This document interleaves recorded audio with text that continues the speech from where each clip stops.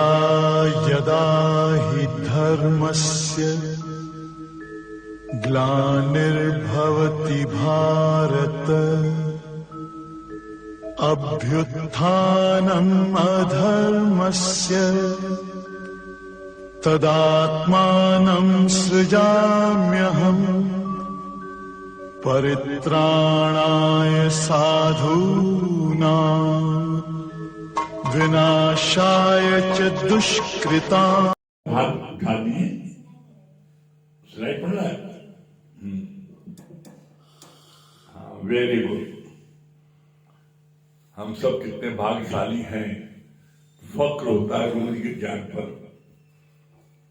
कितना अच्छा रोज लगता है हम लोग ब्रह्म ज्ञान में, इस ज्ञान गंगा में नहाते हैं और ज्ञान गंगा में नहा करके हम लोग जो है सब ऐसे आनंदित हो रहे हैं। इस आनंद का वर्णन मुख से नहीं किया जा सकता।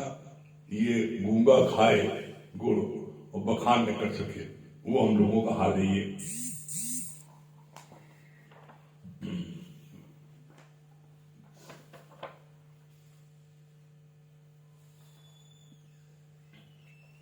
हम लोगों का दादा भगवान की मेन पॉइंट 147 जो दादा भगवान ने बनाए थे वो चल रहे हैं। हम लोगों के अब तक 22 पॉइंट हो चुके हैं। कल क्या पढ़ा गया था? 22वां नंबर पॉइंट कल है, पर धर्म में नहीं जाओ, इंद्रियों का धर्म देह के धर्म में। कल ये अलग पॉइंट पढ़ा गया था।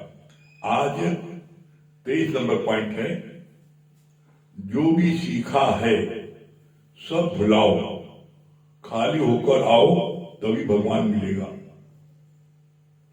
दो बातें बोली हैं। पहली क्या बात बोली? जो भी सीखा है सब भुलाओ। आपने क्या सीखा है अब तक? अब तक आपने बचपन से लेके आज तक की उम्र, गुरु के मिलने के पहले आपने क्या सीखा है? राग, द्वेष, ईर्षा, जलन, सड़न, कुड़न, नफरत, पांचों विकार, पांचों विषय, यही सीखा है। आज तक कोई माता मदालसा मिली जिसने आपको ये बोला शुद्धोसी, बुद्धोसी, निरंजनोसी? किसी ने बोला? सबने क्या बोला? तू फलाने का बेटा है, तू फलाने की बेटी है, तू फलाने की पत्नी है, तू फलाने का पति है। किसी ने आज तक आपको ये बोला कि आप मान न मान तू है भगवान? किसी ने बोला? तो इसीलिए गुरु जी ने बोला, पॉइंट लिखा सबसे पहले, जो भी सीखा है सब भुलाओ। तो हम दुनिया के संपर्क में थे, मैं मेरे के संपर्क में थे, तो हमने मैं मेरा सीखा, मैं मेरा सीखा, उसमें मैं मेरे में, इसी में तो कष्ट है, इसी में तो सुख दुख है, इसी में तो राग द्वेष है, इसी में तो मरना मारना है। तो हमने आज तक जो सीखा, माँ बाप से, भाई बंदियों से, रिश्तेदारों से, दोस्तों से, उन सब सीखने का परिणाम क्या निकला? मन में राग द्वेष उत्पन्न हुआ, मन में जलन शरण उत्पन्न हुई, मन में नफरत उत्पन्न हुई, जो हमसे ज्यादा तरक्की कर गया उससे हम बिना मतलब ईर्षा रख रहे हैं। अरे मेहनत उसने की, उसने तरक्की की, लेकिन तब भी हम उससे ईर्षा रख रहे हैं। तो मन में आज दिन तक जो कुछ भी हमने सीखा वो हमारे लिए बाधक है परमात्मा को प्राप्त करने के लिए। इसीलिए गुरु जी ने बोला, जो कुछ आज तक तुमने सीखा है उस सबको भुलाओ।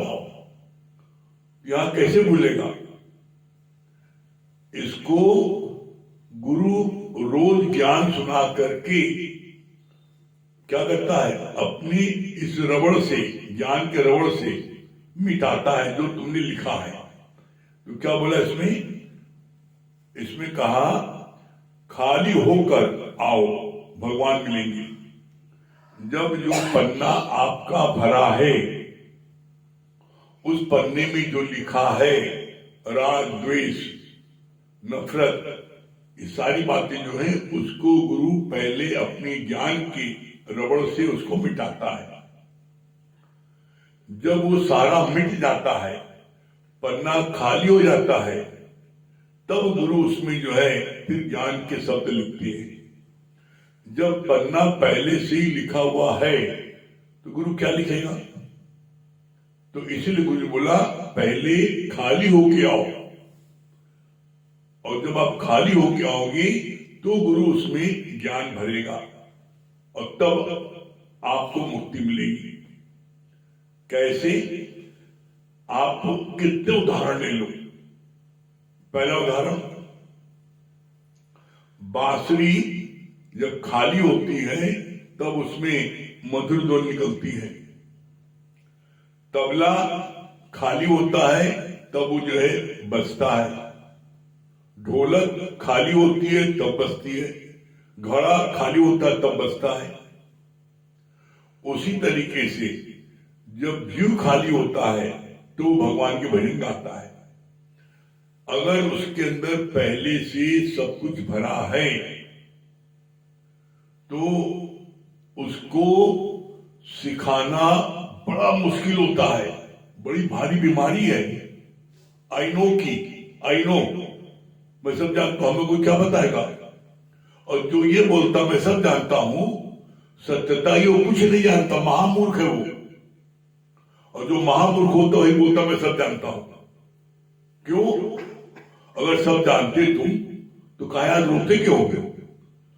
अगर तुम सब जानते हो तो आज काहे दुखी सुखी होते हो?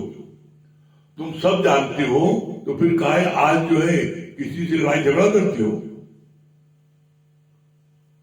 जो कुछ नहीं जानता वही बोलता मैं सब जानता हूं। इसीलिए बड़ा प्यारा गुरु जी ने एक दृष्टांत इसका बताया। तब एक्चुअल में दृष्टांत के द्वारा गुरु किसी चीज को बड़े सरल ढंग से समझाने की कोशिश करता है। बड़ा प्यारा दृष्टांत क्या समझाया, सुनाया। बोला एक हारमोनियम सिखाने वाला जो उसका मास्टर था, उसने अपने घर में, स्कूल में खूब बड़ा बोर्ड लगाया और उस बोर्ड में क्या लिखा? उसने लिखा जो हारमोनियम बिल्कुल नहीं जानता बजाना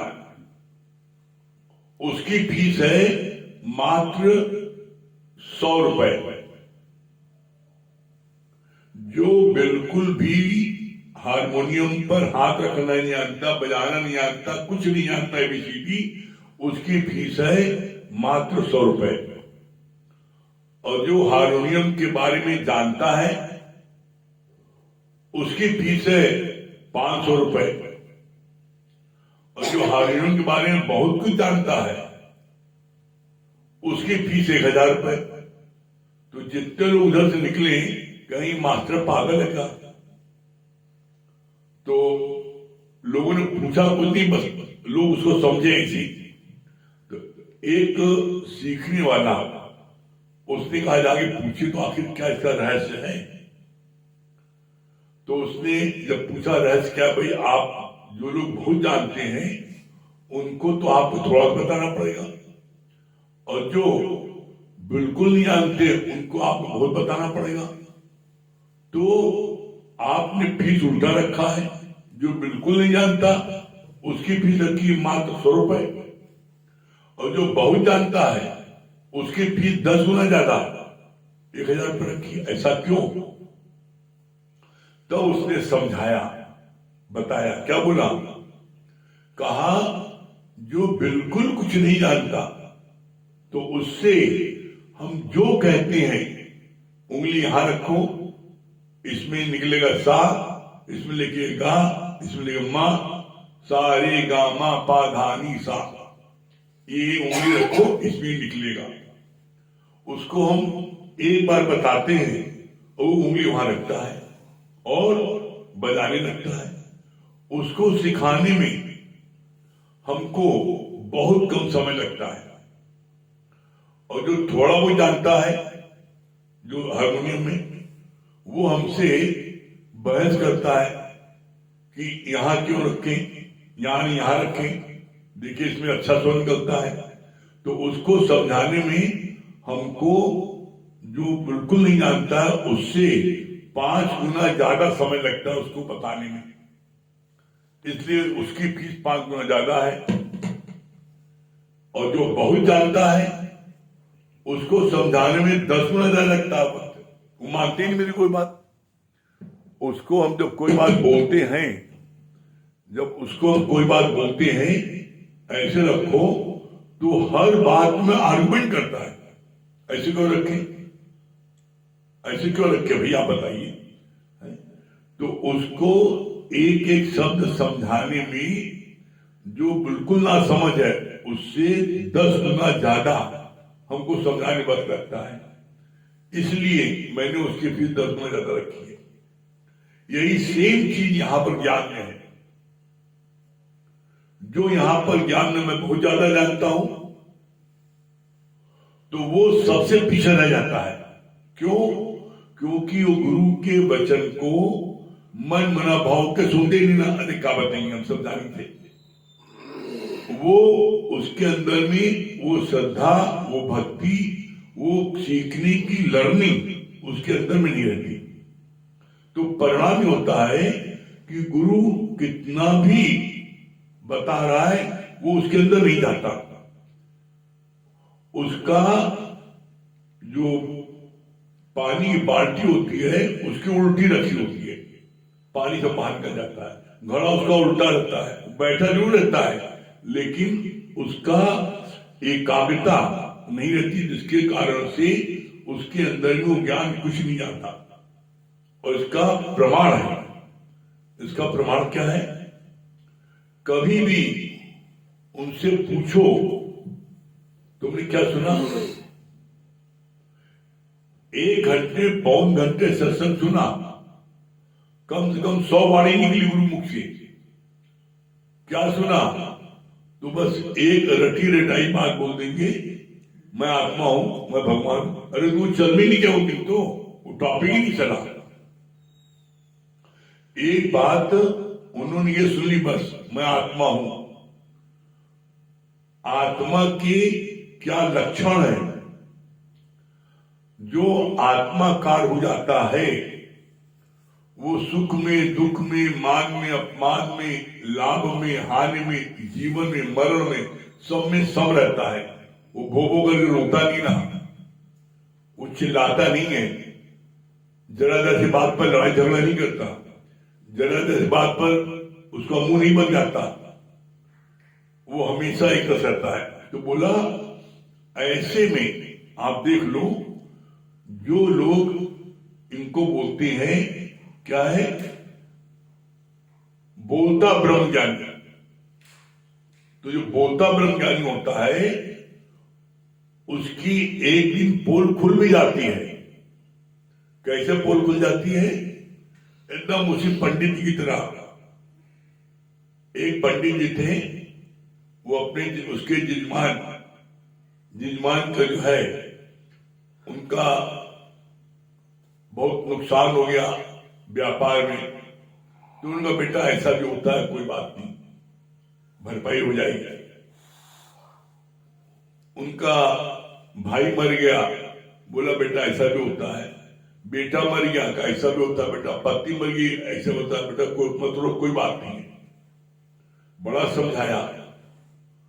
और जब वही पंडित जी की बच्चियां मर गई, तो फूट फूट कर रो रहे थे। तो जवान ने पूछा, पंडित जी हमारा भाई मर हुआ, हमारा नुकसान व्यापार कितना हुआ, हमारे को जो है पत्नी मर गई, तो आपने हमको सब समझाया, कोई बात नहीं, और आपकी बच्चियां मर गई तो आप दाढ़ मार के रोक रहे हो।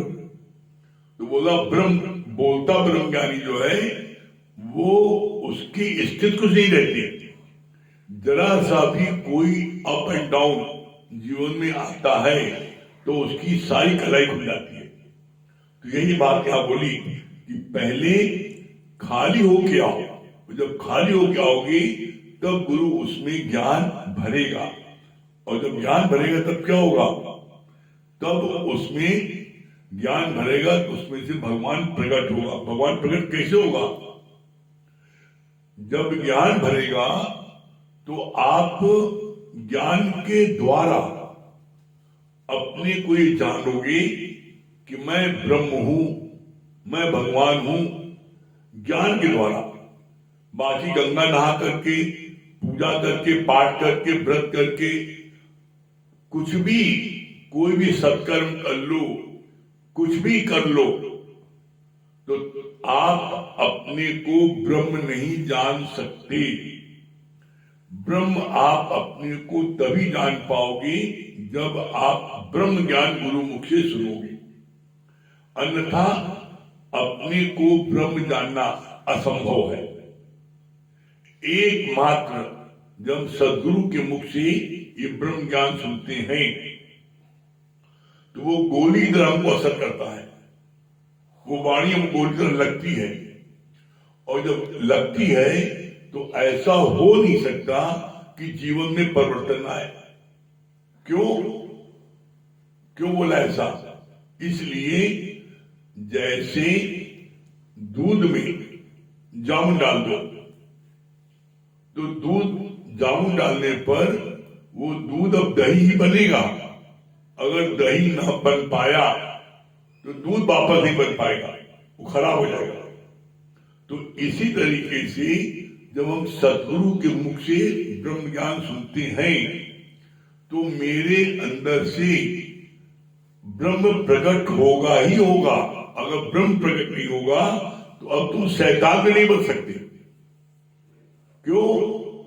ब्रह्म ज्ञान की एक बूंद मस्त करे दिन है, एक बूंद भी अंदर चली गई तो अब वो आपका जो राक्षसी स्वभाव है, आपका जो लोगों को सताने का स्वभाव है, अब वो आप नहीं कर पाओगे। क्यों नहीं कर पाओगे? क्योंकि गुरु आपको पकड़ लेता है, आपको करने नहीं देता, और जब करने देता तो आप मजबूर हो करके आपको अपने को ब्रह्म प्रकट करने के लिए उसमें ही कोशिश करनी पड़ती है। क्यों? आपने प्रैक्टिकल देखा होगा, ज्ञान सुनते आप हैं अब, और ज्ञान सुनने पर आपके अंदर में ज्ञान अंदर चला गया। अब आप किसी भी जगह अपने रिश्तेदारी में जाते हो, शादी ब्याह में जाते हो, कहीं भी जाते हो, आप देख लो, आप तो वहां मन नहीं लगता। जब तक सत्संग प्रेमी न मिले आपको वहां मन नहीं लगता, आप वहां से भागते हो, आपको वहां उकताहट होती है, बड़ा अंदर में खलबली होती है, कहां फंस गए। जब आपको कोई सत्संगी मिलता है तब आपके चेहरे पर खिलखिलाहट आती है, प्रसन्नता आती है। क्यों? इसलिए कि अब जब ये रस आए तो फिर कोई रस न भाए। जब तक ब्रह्म ज्ञान का रस हमको नहीं मिला था तब तक हमको माया के रस हमको अच्छे लगते थे और माया के उसमें हम डूबते थे। जिस दिन से इस ब्रह्म ज्ञान का रस आ गया उस दिन से अब कोई दुनिया का रस अच्छा नहीं लगता। और आप देख लो, इसका प्रत्यक्ष प्रमाण आप देख लो। क्या देख लो? जिसको जिसको ये रस अच्छा लग गया,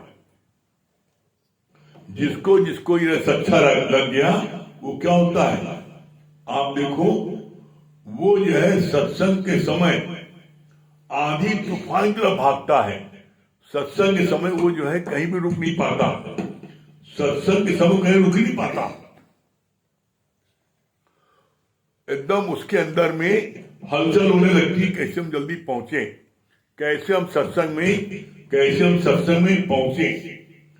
वो उस समय उसको कुछ कोई भी काम अच्छा नहीं लगता, और कोई जगह अगर उससे व्यवस्था को बैठा भी लेता है तो उससे वो काम गलती होने लगता है। क्यों? क्यों? उसका ध्यान अब सत्संग में चला गया। तो ऐसे में इसलिए गुरु जी कहते हैं कि जब ये रस आए तो वो रस जाए। तो अभी तक जिसको इस ज्ञान में आनंद की प्राप्ति नहीं हुई है, इसके मतलब है कि उसको अभी ये रस नहीं आया है। और ये रस आएगा कब? जिस दिन आप इस बात को महसूस करोगे, ये मेरा अंतिम हमको अवसर मिला है मुक्ति प्राप्त करने का। परमात्मा ने मनुष्य योनि हमको बड़े भाग्य से करुणा करके दया करके मुझको ये मुझको मनुष्य शरीर दिया है, और इस मनुष्य शरीर में ही आप मुक्ति को प्राप्त कर सकते हैं। बाकी किसी भी योनि में 84 लाख योनियां होती हैं, वो सारी योनियां भोगवान योनि है। एकमात्र मनुष्य योनि जब मिलती है, उसमें यदि मनुष्य जीव प्राणी चाहे तो अपनी मुक्ति को प्राप्त कर सकता है सदगुरु के माध्यम से। फिर यहां एक बात जरूरी है, सदगुरु के माध्यम से मुक्ति मिल सकती है। भूल के भी चक्कर में नहीं रहना कि हम अपने बलबूते पा जाएंगे। असंभव। कैसे संभव? इसका प्रैक्टिकल कर देख लेना। जैसे दुनिया में कोई व्यक्ति बिना साकार गुरु की सहायता के बिना तैराकी नहीं सीख सकता, उसी तरीके से बिना साकार गुरु के बिना कोई मुक्ति प्राप्त नहीं कर सकता। क्यों? साकार गुरु जो है तैरते समय वो उसके पेट के नीचे हाथ लगाता है, उसका बैलेंस बना रखता है और कहता है तैरो, और कुछ दिन तक बैलेंस बनाए रखता है, तब वो अपना बैलेंस बना पाता है और तब तैरना सीखता है। इसी तरीके से यहाँ पर सदगुरु क्या करता है?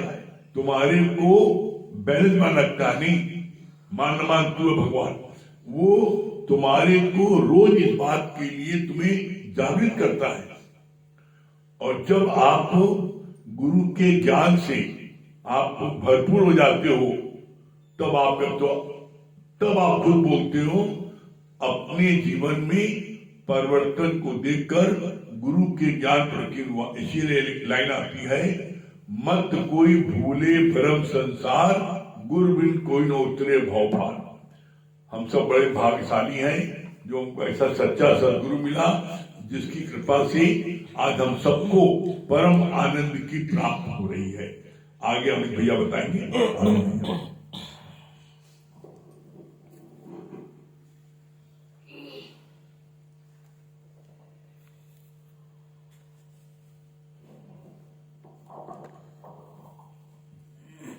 सभी प्रेमियों भरियों,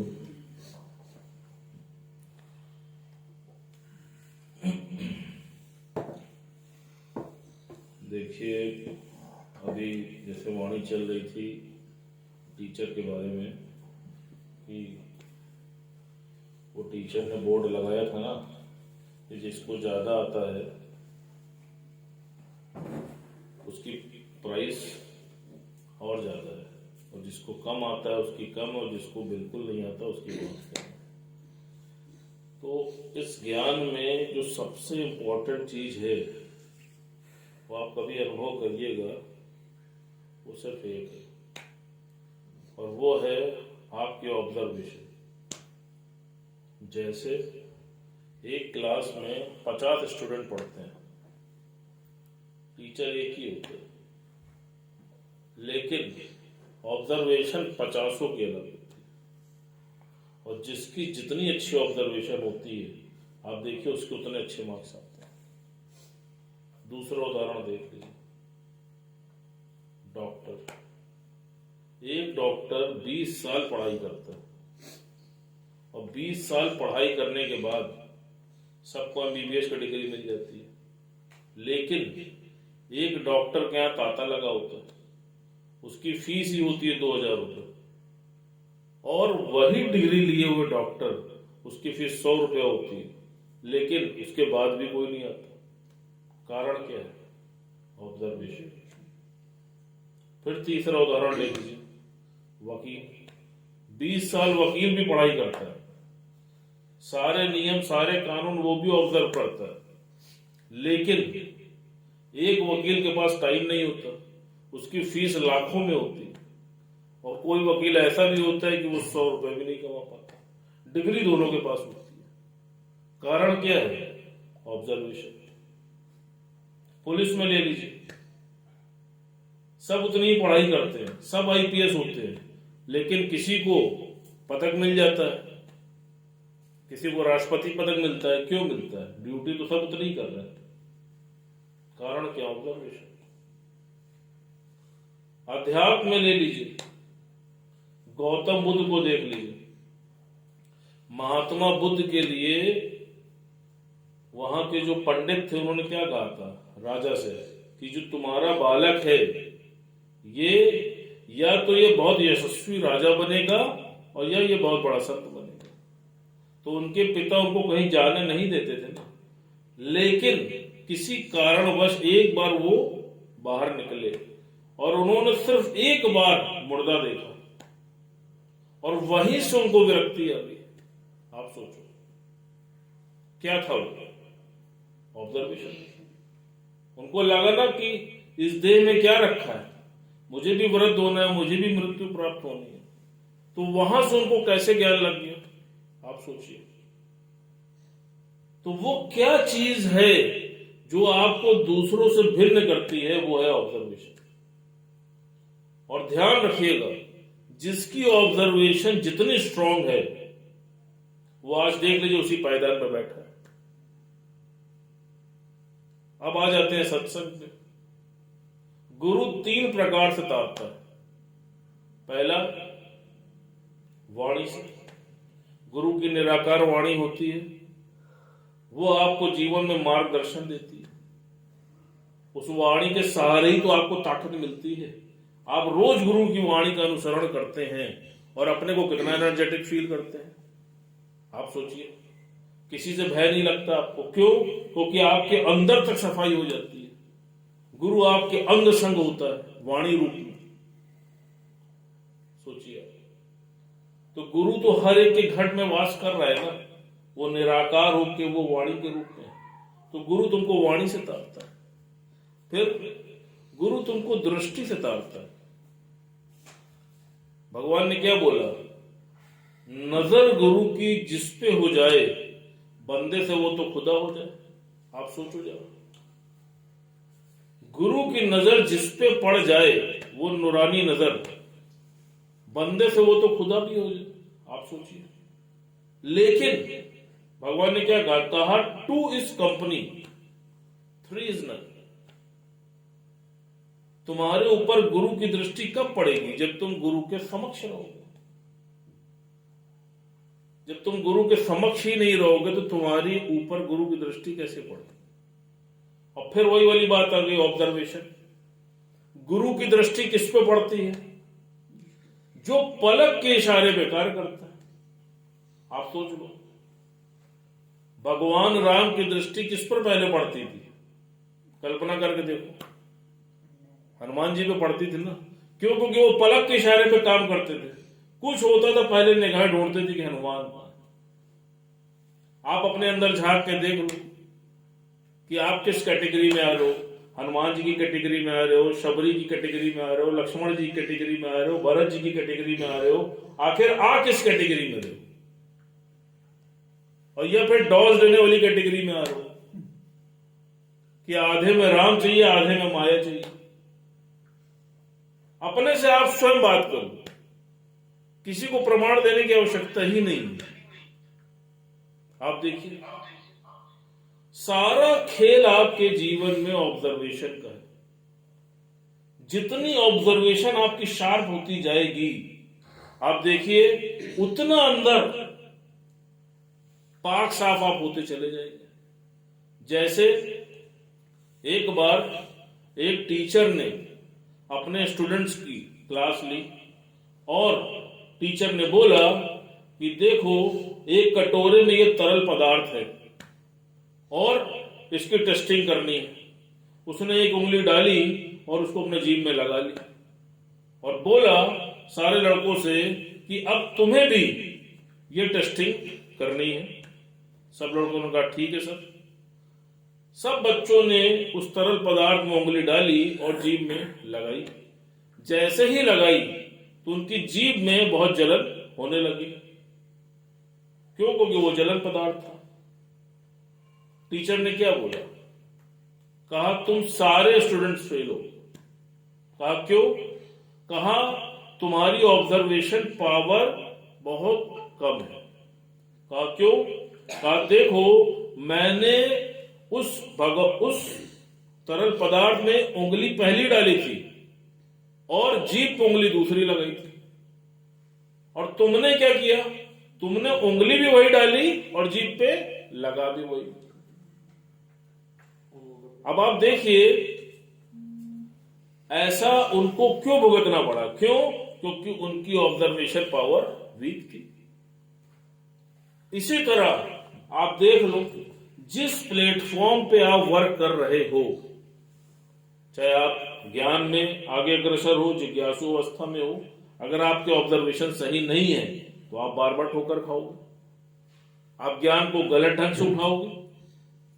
आप बिजनेस करते हो, अगर आपकी ऑब्जर्वेशन पावर अच्छी नहीं है तो आप गलत कस्टमर से एंगेज हो जाओगे, आप पैसे कभी नहीं कमा पाओगे। आप सोचो, और मनुष्य इतना चालाक प्राणी है कि देखो उसको एक बार बता दिया जाता है कि देखो भैया 500 की ये वाली नोट है, तो अंधेरे में भी वो सही नोट पहचान लेते हैं, नकली नोट को असली नहीं मानता। ये मजे की आप बात देखिए, मोदी जी ने नोटबंदी करी और जो नई नोटें आई, जिसको एक बार भी दिखा दी उसके माथे पे छप गई। किसी को दे दो तुरंत बता देगा। और गुरु रोज तुमको ज्ञान पक्का करा रहा है कि तू देह नहीं तू आत्मा है, लेकिन नहीं पक्का हो पा रहा है। क्यों? क्योंकि तुम्हारी ऑब्जर्वेशन पावर जो है वो वीक है। तुम गुरु की वाणी को उतनी एकाग्रता से ग्रहण नहीं कर रहे हो। जिस दिन तुम उस वाणी को पूरी एकाग्रता से ग्रहण करोगे और पूरी पूरी वाणी पी लोगे, आप देख लो फिर वही स्थिति आ जाएगी जैसे डॉक्टर वाला उदाहरण आपको बताया। पढ़ाई सबके साथ उतनी है, गुरु हर एक के साथ उतनी ही मेहनत कर रहा है, लेकिन किसी के जीवन में ज्ञान बहुत तेजी से लग रहा है। क्यों? क्योंकि उसकी ऑब्जर्वेशन पावर बहुत जबरदस्त है। वो गुरु के पलक के इशारे में कार्य कर रहा है। और जो दूसरा है उसकी ऑब्जर्वेशन पावर बहुत वीक है। और फिर क्या होता है? जब उसकी ऑब्जर्वेशन वीक होती है तो वो दूसरे से रीस करता है। वो अपनी वीकनेस को तो नहीं दूर करता है, लेकिन दूसरे से रीस करता है कि देखो ये व्यक्ति अभी आया और गुरु का प्यारा हो गया, लेकिन उसका डिवोशन, उसका डेडिकेशन, उसका कॉन्सेंट्रेशन वो नहीं दिखेगा। और भगवान ने क्या कहा? भगवान ने कहा कि ज्ञानी जो है वो कभी भी, उसके साथ दो चीजें होती हैं। पहला क्या होता है? कहा वो डिस्ट्रैक्ट नहीं होता, किसी भी चीज से डिस्ट्रैक्ट नहीं होता। और दूसरा अनकंसर्न, उसको किसी से कुछ नहीं चाहिए। अब आप सोचो कि आप कितनी चीजों से डिस्ट्रैक्ट होते हो। अपने अंदर देखो, अभी धन की हानि हो जाए डिस्ट्रैक्ट हो जाओगे, अभी शरीर में पीड़ा हो जाए डिस्ट्रैक्ट हो जाओगे, अभी कोई गलत न्यूज आ जाए डिस्ट्रैक्ट हो जाओगे। यहां तो यहां छोड़ो, अगर 100 रुपए की नोट भी गिर जाए तो डिस्ट्रैक्ट हो जाओगे। आप सोच के देखो। तो कितनी तरफ आपकी वृत्तियां फैली हुई है ना। डिस्ट्रैक्शन का कारण क्या? क्यों? क्योंकि आपका जो एकाग्रता है वो गुरु की तरफ नहीं है। आपकी एकाग्रता हर तरफ फैली हुई है। जब वृत्ति हर तरफ फैली हुई है तो कैसे पूर्ण आनंद और शांति आपको प्राप्त हो सकती है? भगवान ने कहा कि अपने अंदर झांक के देखो। अभी भी सत्संग भी आते हो तो अपने अंदर झांक लेना, क्या पूर्ण शांति और आनंद के लिए आते हो? उसमें भी छुपी हुई भावनाएं होती हैं कि भगवान ध्यान रखना, अब तो काम करना। कुछ ना कुछ संकल्प लेके ही आते, और जब संकल्प पूरा नहीं होता तो देखो श्रद्धा भंग हो जाती है। तो भगवान ने कहा इसीलिए देखो, कुछ भी हो जाए हमेशा अपनी ऑब्जर्वेशन पर बहुत अधिक ध्यान रखना। और कहीं पे अगर उन्नति नहीं हो पा रही है तो इसका मतलब ही यह है कि हमारा फुल कंसंट्रेशन उस जगह पर नहीं। और जो ऐसा करेगा, जो फुल को अपनी वृत्ति को हर जगह से हटा के तुम गुरु में लगा दो, तो गुरु 3 तरह से तारता है। पहला वाणी से, दूसरा दृष्टि से। जो गुरु के पलक के इशारे पे कार्य करता है तो ना चाहते हुए भी जो गुरु की कृपा दृष्टि है उसके ऊपर हमेशा पड़ जाती है। और तीसरा स्पर्श से, चौथा संकल्प, और चौथा संकल्प से। तो अब आप देख लो, अगर आप चाहते हो उस मुक्ति को प्राप्त करना और गुरु के प्यारे रहना तो आप अपने अंदर इन क्वालिटीज को ले आओ। चुपचाप हनुमान जी वाली क्वालिटी को अडॉप्ट कर लो। जैसे उस दिन भी बात चली थी, यस मैन बन जाओ। बस छोटा सा शब्द है, 3 अक्षर का यस। तुम उधर यस करो और इधर जीवन में भगवान सब यस कर देगा, यस ही यस कर देगा। यस के साथ यश तो फ्री है तुम्हारा, लेकिन यस तो तुम्हें पहले करना पड़ेगा। बस यस मैन बन के देख लो। अगर यस मैन तुम बन गए तो वो सारी चीजें तुम्हारे अंदर स्वतः प्रकट हो जाएंगी। तुम्हें प्रकट करने की कोई आवश्यकता नहीं। वो गुरु की दृष्टि पड़ के वो स्वतः प्रकट हो जाएंगी। लेकिन उसके लिए अंधी श्रद्धा, अटूट विश्वास और अथाह प्रेम गुरु के प्रति हमेशा बनाए रखना। और देख लो, जो बना के रखे है आज वो चरम मुकाम पे है कि नहीं। सारे उदाहरण हम सबके सामने। बाकी फिर अपनी इच्छा। हरिओम। शिवांगी जी भजन गाई, सुनाइए।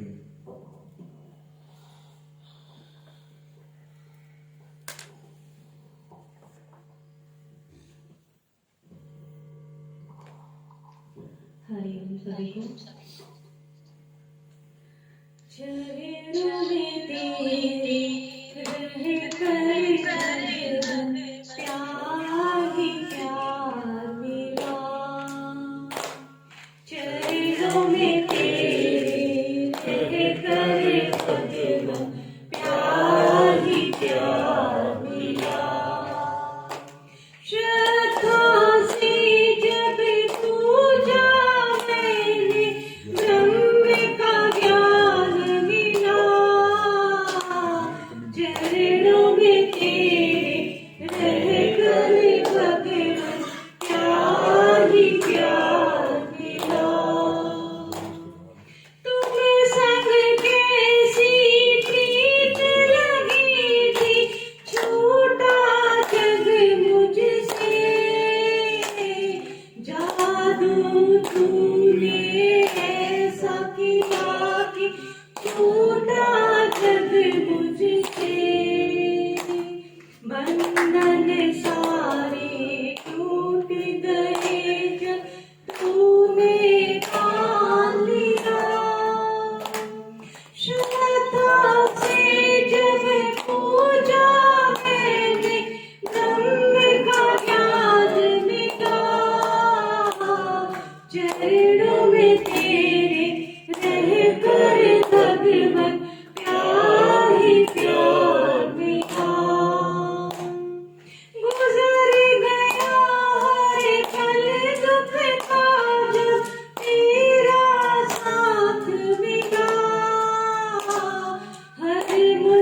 मुश्किल आसान हुई जब तूने साथ दिया। मोह माया में फंसा हुआ है अब आजाद हुआ। श्रद्धा से जब पूजा मैंने ब्रह्म का ज्ञान दिया। चरणों में तेरे रहकर भगवन प्यार ही प्यार मिला। जीना मरना सीखा भगवन जग में जी करके। जीते जी मर जाना कैसा सीखा अब तुझसे। तू ही है अब मांझी मेरा नैया पार लगा। श्रद्धा से जब पूजा मैंने ब्रह्म का ज्ञान लिया। चरणों में तेरे रहकर भगवन प्यार ही प्यार मिला। जहर भी पीना कहने अगर तू वो भी पी लेंगे। राजी जिसमें तू है भगवन वैसे जी लेंगे। बिन पी के मदहोश हुआ ये कैसा काम पिया। श्रद्धा से जब पूजा मैंने ब्रह्म का ज्ञान लिया। चरणों में तेरे रहकर भगवन प्यार ही प्यार मिला। चरणों में तेरे रहकर भगवन प्यार ही प्यार मिला। हाँ, क्या बता रही संगीता रानी?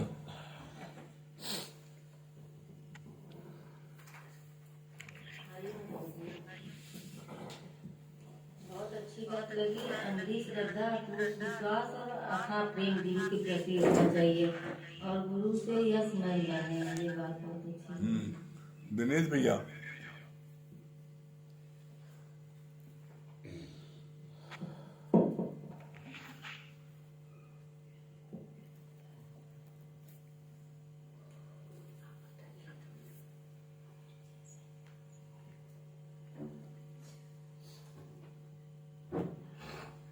हरिओम गुरु जी, बहुत अच्छी बात लगी कि गुरु को हमेशा ऑब्जर्व करें।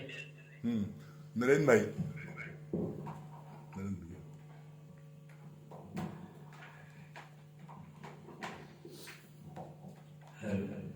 सभी को हरिओम। आज पूरी वाणी जो है बहुत अच्छा चलाया है अमित भैया ने ऑब्जर्वेशन पर कि देखिए वकील डॉक्टर सबकी जो है व्याख्या किया कि सब भिन्न क्यों है उनका ऑब्जर्वेशन आपका सही होगा तो आप उसमें भिन्न ही रहेंगे। सोम भैया,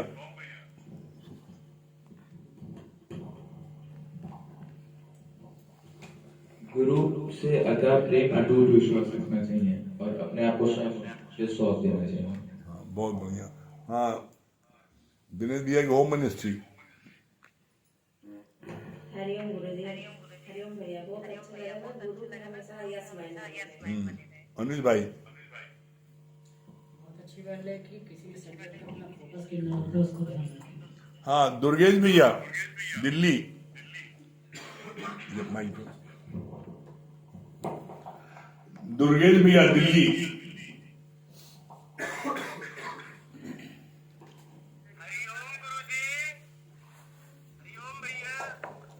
हाँ, बहुत बढ़िया, वेरी गुड दुर्गेश भैया। क्या बता रहे हैं? हाँ गुरु जी, बहुत अच्छी बात बताएंगे आपने कि जिस प्रकार बगैर साकार गुरु का कोई तैरना नहीं सीख सकता, उसी उसी प्रकार बगैर साकार गुरु का ये ब्रह्म ज्ञान लेके ये भवसागर से भव पार नहीं हो सकता। हाँ, क्या बोल रही है पूजा रानी? भवसागर से भव पार होगा। पूजा जी क्या बोल रही है? अमित भैया ने बहुत अच्छी बात बताई जी गुरु जी। हाँ, आप बताइए क्या बता रहे हैं? दुर्गा जी बताइए क्या बता रहे हैं? बहुत अच्छी बात बताई। ऑब्जर्वेशन, जिसके अंदर जितना ऑब्जर्वेशन होगा वो उतना मूल्यवान बन जाएगा। ये बात बहुत अच्छी लगी। पूजा जी। हरिओम गुरुजी। हरिओम। भैया जी, आज की वाणी बहुत अच्छी चल रही थी ना गुरुजी। ये बता रहे थे ना कि हम सत्संग के लिए या परमात्मा के लिए हम कहते हैं कि हमारे पास अभी बहुत समय है। बचपन में रहते हैं तो खेल कूद में बिता देते हैं, जब उससे बड़े होते हैं तो शादी ब्याह में फंस जाते हैं, जब उससे आगे लेवल पे बढ़ते हैं तो बच्चों की पढ़ाई लिखाई के लिए सोचते रहते हैं कि अभी हमारे पास समय नहीं है। ये सोचते सोचते हम बुढ़ापे में आ जाते हैं, और जब बुढ़ापा आता है तो देखिए अपने तन की बीमारी को, घर की परिस्थिति को देख के तब हम रोते हैं कि सारा जीवन जिस बेटे के लिए और जिस पूरे माया के लिए मैंने बिताया, आज इन्हीं लोगों के पास मेरे लिए समय नहीं है। तो सही बात है कि जैसे छोटा पौधा होता है, जब वो चार दीवारी के बीच में घेरे में रहता है तो उसकी देखभाल बहुत होती है। क्यों? क्योंकि वो पौधा है मनुष्य और दीवारी है परमात्मा। जब वो परमात्मा के घेरे में रहता है तो सही सलामत रहता है, और एक खुला पेड़ रहता है खेतों में, जो आंधी तूफान सब आते हैं तो उसको कोई भी तोड़ सकता है, काट सकता है। लेकिन हाँ, सविता रानी, सविता राणा, सविता जी, सविता राणा क्या बता रही है? हरिओम भैया, मेरे को ये बात बहुत अच्छी लगी। मत भूलो कोई ब्रह्म संसार, गुरु बिनु तेरे ना कोई भव पार। ये बात बहुत अच्छी लगी गुरु जी। जब हमारे अंदर ज्ञान की कोई एक बूंद भी चली जाती है तो हम दूसरों को परेशान करना बंद कर देते हैं। हाँ, बहुत अच्छी बात की। नीतू सिंह, जयपुर। नीतू सिन्हा जयपुर। हाँ, बहुत अच्छा, वेरी गुड। क्या बता रही है नीतू जी? हरिओम गुरुजी। हरिओम। गुरुजी आज आपने बहुत अच्छा बताया। हरिओम भैया, जब जैसे बांसुरी खाली होती है और ढोलक खाली होता है, घड़ा खाली होता है तो उसमें बहुत मधुर ध्वनि निकलती है, उसी प्रकार मनुष्य जब खाली होके जब वो गुरु के पास जाएगा तभी वो ज्ञान प्राप्त कर पाएगा। और भैया ने बहुत अच्छा बताया ऑब्जर्वेशन को, जब हम एकाग्रता से गुरु की बात सुनेंगे तभी हम आगे बढ़ पाएंगे। सत्संग में बैठने का मतलब ये होता है कि खाली बस सत्संग पे ही ध्यान दें हम, और बातें अपने मन में ना लाएं। हाँ, मिनी मालविया, प्रयागराज। हरिओम भैया। हाँ, भैया आवाज आ रही है? हाँ, आ रही है। क्या बता रही है? ये बात बहुत अच्छी लगी। अपने गुरु के प्रति अटूट श्रद्धा, अटूट विश्वास और श्रद्धा के साथ रहे तो सच में सारे काम हो जाते हैं। मैं तो आप पे बहुत विश्वास है भैया। इतना सत्संग में आपने हमको बैठा के, नहीं हम तो बेड पे आ जाते अगर आप ना होते तो आज। और लोग कहते भी है भैया, ये मान भी रहे लोग कि मुरारी भैया ने तुमको बचा लिया। मेरे बगल में डॉक्टर दिपेंद्र मालवी को आपने सुना होगा, उनके ने मेरे जेठ थे, भाभी जी बेड पे हमने उनसे कहा चलिए इतना होती रहती है, डॉक्टर भैया की डेथ हो गई। पूरे समय उनको कहते चलो मुरारी भैया के पास चलो, तुमको ठीक कर देंगे। हम उन्हीं से ठीक हुए, अब उनको भी हम लाएंगे क्योंकि बहुत बेड पे बढ़ गई है, उनकी डेथ हो गई भैया। बस आपने तो हमें उठा दिया, आपकी कृपा से हम उठे हैं आज। हरिओम भैया। जैसे आप उठी हैं वैसे सबको उठाइए आप। अच्छा, जैसे उठी दूसरे उठाइए। हाँ, नीलू जी। भैया उनको भी हम उठाएंगे। वो बहुत इस समय बेड पे हो गई हैं, उनके जाने से बहुत ज्यादा दुखी हैं। मेरे सामने रहती भैया। कोई बात नहीं, मतलब बस बहुत खास है वो। हाँ, जैसे आप उठी हैं, आपका दुख दर्द दूर हुआ है, वैसे आप दूसरों को करिए। हाँ, नीलू जी क्या बता रही हैं? हरिओम भैया जी। गुरुजी बहुत अच्छा लगा कि सही बात है, जितना भी माया में सीखा है उसको पहले खत्म करेंगे और वो सब सारी चीजें बाधक है। जब अंदर से खाली होंगे तभी जो है मधुर ध्वनि निकलेगी। ये बात हमको बहुत अच्छी लगी गुरुजी। और भैया ने भी बताया ना ऑब्जर्वेशन, ये बहुत जरूरी है। जो जितना ऑब्जर्व करेगा वो गुरु के कार्य को उतने अच्छे से करेगा। बहुत अच्छा लगा। हाँ, आरती मंडल दिल्ली। अरे बाप रे हाँ, पता लग रहा है राजधानी आवाज आ रही है। गुरुजी आप ही की कृपा है गुरुजी बस। गुरुजी ये बात अच्छी लगी ना, अंधी श्रद्धा अटूट विश्वास अथाह प्रेम। और गुरुजी ये है कि कितना सत्संग में टाइम हो और कोई भी काम हो उसको छोड़ के सत्संग में बैठना जरूरी है। और हम सत्संग नियमित सुनेंगे मन भावना से, तभी हमें मुक्ति का प्राप्त मिलेगी। अन्यथा सत्संग सुना फिर व्यर्थ है। हाँ, बिट्टू रानी क्या बोल रही है? हरिओम गुरुजी, हरिओम भैया। मेरे को ये बात बहुत अच्छी लगी ना गुरुजी कि हमें अंतवार ये मनुष्य योनि मिली है। इस ब्रह्मांड में मनुष्य योनि की है जिसपे हम मुक्ति पा सकते हैं। बाकी ऐसी कोई योनि नहीं है जिसमें हम मुक्ति नहीं पा सकते। तो हमें गुरुजी का बहुत बहुत शुक्राना करना चाहिए कि हमें इतने अच्छे सच्चे सद्गुरु मिले हैं। ये बात बहुत अच्छी लगी। हाँ भैया क्या बता रहे, बैडमिंटन खिलाड़ी। हरिओम गुरुजी, हरिओम भैया जी। गुरुजी ये बात बहुत अच्छी लगी ना, जब तक हम ब्रह्म ज्ञान का रस नहीं पिए थे तब तक हम माया में फंसे हुए थे। मगर जब हम ब्रह्म ज्ञान का रस पीते हैं तो हम माया से मुक्त हो जाते हैं। एक मनुष्य योनि में ही हमें कर्म करने का वो होता है। तो ठीक गुरु के जो मुख से ज्ञान सुनता है वही सफलता प्राप्त करता है, वही मुक्त होता है। ये बात बहुत अच्छी लगी। बहुत सुंदर, बहुत अच्छा पॉइंट बताया आपने। हाँ, राम भैया क्या बता रहे हैं?